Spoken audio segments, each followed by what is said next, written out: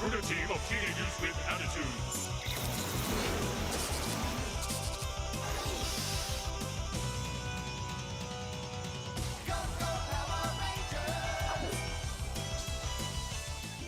Mighty Morphin Power Rangers was a huge hit in the early to mid 90s. Looking back at it now, it definitely has shown its age.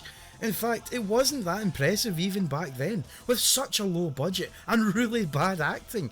The only interesting aspect of it was the fact that Power Rangers was half made in America, with the other half taking footage from a Japanese martial arts show called Super Sentai, merging the two to create the show us Western audiences know today.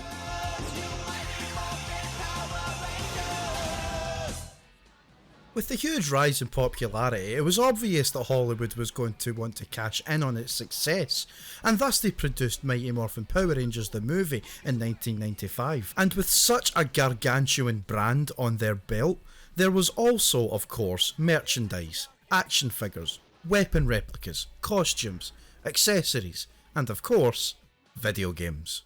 Lately, I've been on sort of a Power Rangers fever, and I was in the mood to switch on the Mega Drive and play one of those games. I remember the one based on the TV show, which was a brawler, similar to that of Streets of Rage or Final Fight, so that's what I was very eager to play. I turned it on, and I was met with this. Yeah, unfortunately, the one I was looking for was exclusive to the Super Nintendo. Well, it turned out it wasn't that impressive, but it looked a hell of a lot better than this. Thankfully, there was a brawler based on the Power Rangers movie. And that is the topic of my video today. So once again, thank you for tuning into GB Gaming, where video games come first. I'm Dave talking here, welcoming you to another episode of GB Reviews, and today I'm going to take a look at Mighty Morphin Power Rangers, the movie, the game, on Sega Mega Drive. It's Morphin time.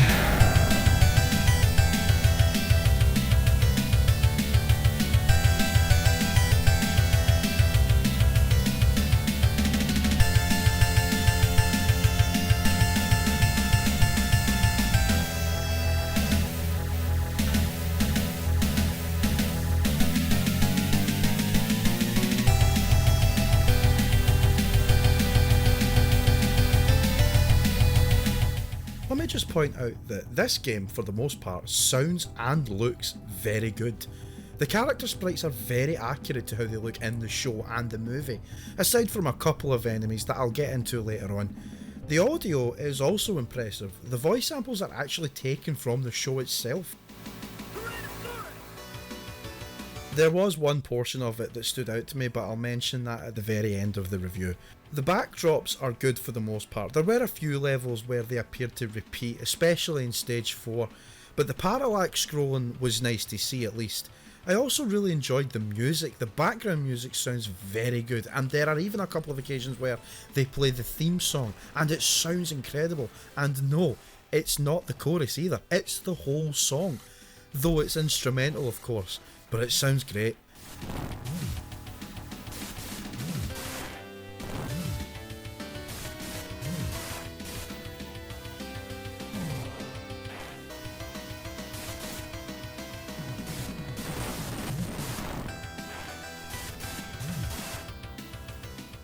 You'd expect the story to follow the same as the movie, and for the most part it does. Spoiler for the movie if you really care about it. In the movie, an alien life form called Ivan Ooze has emerged in Angel Grove and has unleashed an army of Ooze soldiers to seek out and attack the Power Rangers and their command centre.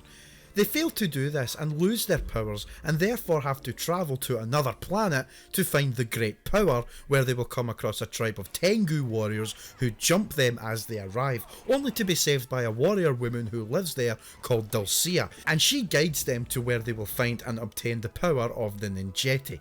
They make their way through the forest where they will come across rock monsters and dinosaur skeletons. They eventually regain their powers and return to the city to take on Ivan Ooze, calling on their brand new Zords to attack him. They eventually defeat him and the world is saved. Hooray! Does any of that happen in the game? Sure.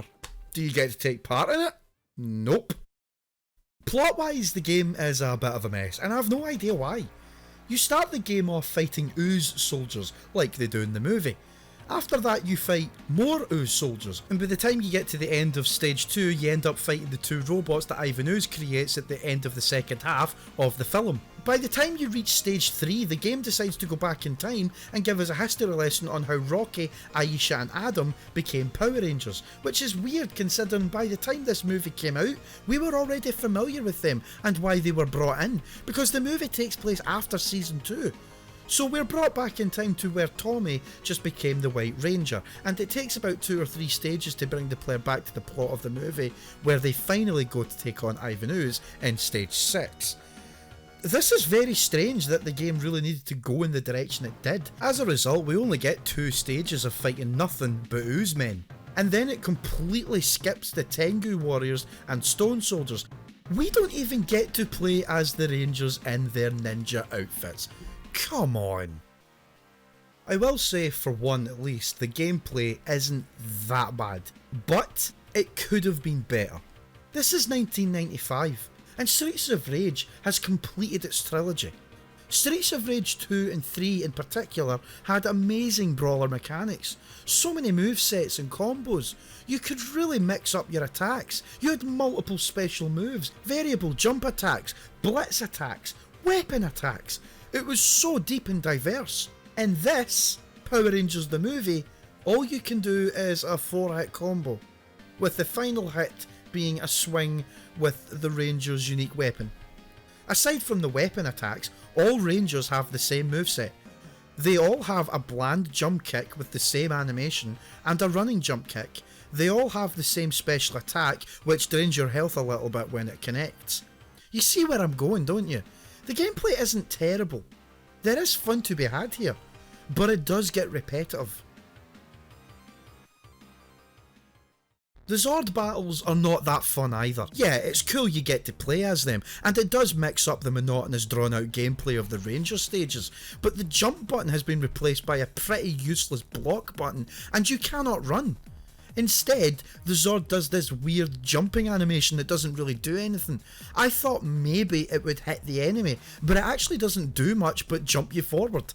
There is also the Falcon Zord, which I never actually played as, so I couldn't say how it plays. All I know is that it fires rockets. There is not much in the way of enemy variety either. In stage 1, all you fight are ooze men. In stage 2, it's the very same thing until you have to control a Zord. In stage 3, you fight the Putty Patrol with 2 types of boss fights. One half is on foot, the other half is in a Zord. In stage 4, you fight the Putty Patrol again with Goldar as the stage boss with the same methods as stage 3, on foot, then Zord. In stage 5, you begin fighting Goldar again for the 3rd time. Then you have to fight a bunch of putties while avoiding a meteor shower. Then for the entirety of stage 6, when it returns to modern day, you have to fight Ivan Ooze. And that's it! In total, there are 6 stages. 2 basic enemy types and 3 bosses. One of which is a secret that I'll get to in a second. Now I want to talk about the stages themselves. You think that by having 6 stages, it meant the game would be rather short? Well, it is short anyway, but the stages went on longer than they really should have. You know, in brawlers, they all have this segment where you reach to a certain point, the part where the game will not allow you to press on further until you have defeated all enemies that appear on screen. Do you know that part? Usually only a handful, could take you about 20 seconds tops. Once they're beaten, the game will nearly always have that marker that says "Go" on the right side of the screen. It's in almost every beat 'em up, you've seen it before. Well, Power Rangers the movie does have this, but it's utilised horribly. The biggest crime this mechanic commits is it takes way too long to tell you to move on. It almost seems like the enemies are endless. They just kept coming and coming. It makes the stages last way longer than I feel they should. It kills the momentum, and it didn't take long for the game to present this issue. This happened as early as the first encounter of stage 1. There was also one part of the game I swear should have been more clear on what it was I was supposed to do. In stage 4, I was able to make my way to the end of the screen, and I must have spent about 2 or 3 minutes fighting off the same enemies on the same screen over and over without any sign of the game telling me to move on, telling me to go forward. The timer even went to 0. And at first I thought the game was starting to bug out, because not only was the game not telling me to continue, but I thought the timer was broken as well, as it didn't give me a time up or anything like that. No, once the timer reaches 0, your health begins to slowly deteriorate. You have to pick up specific coins that drop on the floor to regain your health, by the way. Some other coins will increase your score or the amount of lives you have. But I digress. So after about 3 minutes, which is way too long to be stuck on one section, I accidentally found myself hitting a breakable wall. It broke off, and I was able to enter into another section of the stage. Now I can continue forward. My question was, how was I supposed to know this? Why was it a secret? And speaking of secrets, there is a hidden boss fight in this stage too. There are other breakable walls. One of them will bring you to a secret boss fight, in which you encounter Lord Zed. Now that is what I call a secret. So why did the game have linear progression hidden behind a secret blocked off entrance? The same kind of secret where a hidden boss was hiding in. That made no sense. Why didn't it just let me progress after reaching the end of the screen and defeating enough enemies? It's not like the level changed in any way after I went through the wall, so what was the point? Sorry, that just really bugged me. Games should never hide away linear progression behind secret entrances.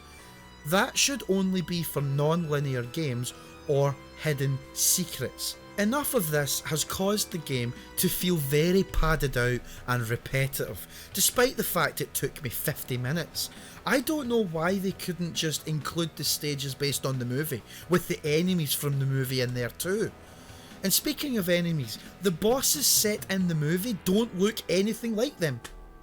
I know I said earlier that character models looked fairly accurate and really good, and they do. Even the Zords look good. But the two robots and the final bosses themselves were poorly represented here. Very poorly represented. Well, one of them looked fairly accurate, but the Hornator from the movie never had a bee's arse like it's shown here. The colours are just way off.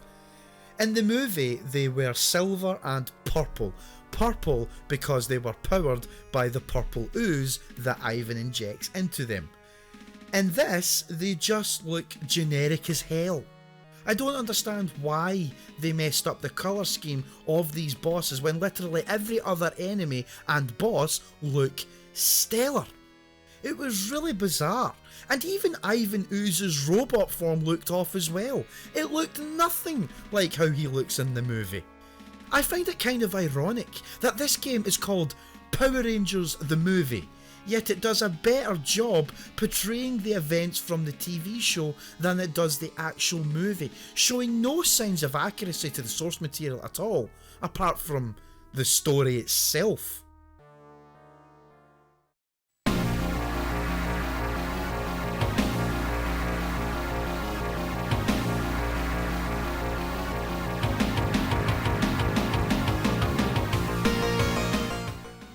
Regardless of all those visual problems, inaccuracies and padded out gameplay, I can very least say that the game isn't entirely bad. It is not the worst brawler I've played. I've played some stinkers, but it's definitely not that great either. It's middle of the road, mediocre, okay, nothing special. You would play it and forget about it. I can't say you'd go back to it either. I certainly won't. And I played through it twice for this review.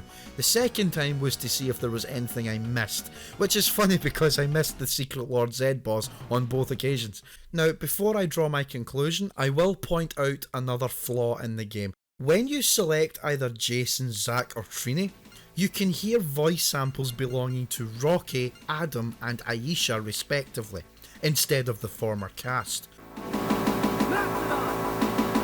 I could not find a credible source that says why, so my only source of information came from Wikipedia, which had no reference to it, so take it with a grain of salt. They said that the reason for this is because the original actors for them were released from contract after the events of the Power Transfer two-parter episode of Power Rangers. SEGA and Banpresto, which is the developer for the Sega Mega Drive version, asked for permission from Saban Entertainment to use their characters, but have 3 replacements use their voices instead of Jason, Zack and Trini. So at least there was a valid reason and explanation, and it wasn't some dumb error that never got fixed. But it's not that noticeable unless you listen out for it, which I did, so I noticed, because I'm like that, and that's why I mentioned it. But with that said, I think I've done enough talking about this game. There wasn't much to it really. It only took me 50 minutes to beat it, so I had time to play through it 2 separate times to get a feel for the game and have a review ready. The first playthrough is up on YouTube already. It's one of my Just Play episodes. Well, that's enough from me today. I think I did it justice. I hope I did. I didn't expect to do this game at all. It just came off the top of my head. I'm having Power Rangers fever right now, so that's why I did it. But hey, a review is a review, and if I can do it right and do it justice, then I'm happy with that. But with that said, I want to thank you for taking the time to watch this review, and if you did, then I hope you continue to stay and subscribe if you want to, and if you didn't like it, then that's perfectly fine. Give me a thumbs down, give me some feedback, give me a thumbs up if you liked it, or don't do any of that. Doesn't matter. I do this purely for my own enjoyment. I know I say that all the time, but I'm not lying, I'm telling the truth. This is nothing but fun to me. I'm sitting with a bottle of beer in my hand, and this is nothing but pure fun. I don't care about money, I don't care about earning anything, I don't even care how many views I get. All I know is that I've made this, and it's out there, and it's just fun. Just total fun. But anyway, I've spoken enough. So thanks very much for watching. This has been Dave talking here on GB Gaming, where video games come first. Thanks again, and I'll see you on the next episode. Thank you, cheerio, stay safe, goodbye.